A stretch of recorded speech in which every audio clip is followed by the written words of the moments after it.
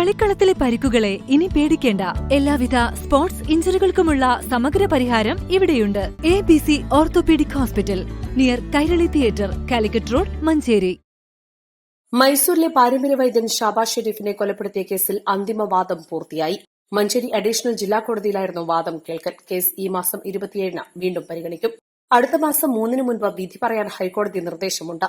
ദൃക്സാക്ഷികളില്ലാത്ത കേസിൽ ശാസ്ത്രീയ തെളിവുകളുടെയും സാഹചര്യ തെളിവുകളുടെയും അടിസ്ഥാനത്തിലാണ് വാദം പൂർത്തിയായത്. 80 സാക്ഷികളെ വിസ്തരിച്ചു. 56 തൊണ്ടിമുതലുകൾ, 275 രേഖകൾ പ്രോസിക്യൂഷൻ ഹാജരാക്കി. നിലമ്പൂരിലെ ഷൈബിൻ അഷ്റഫ് ഉൾപ്പെടെ 15 പേരാണ് പ്രതിപ്പട്ടികയിലുള്ളത്.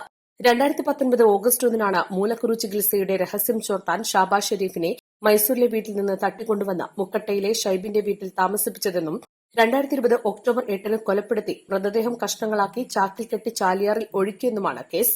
ഷാബാസ് ഷെരീഫിന്റെ മൃതദേഹം ലഭിക്കാതെ കേസിന്റെ വിചാരണ നടത്തിയെന്ന പ്രത്യേകത കൂടി കേസിനുണ്ട്. കഴിഞ്ഞ വർഷം ഫെബ്രുവരിയിലാണ് കേസിന്റെ വിചാരണ തുടങ്ങിയത്.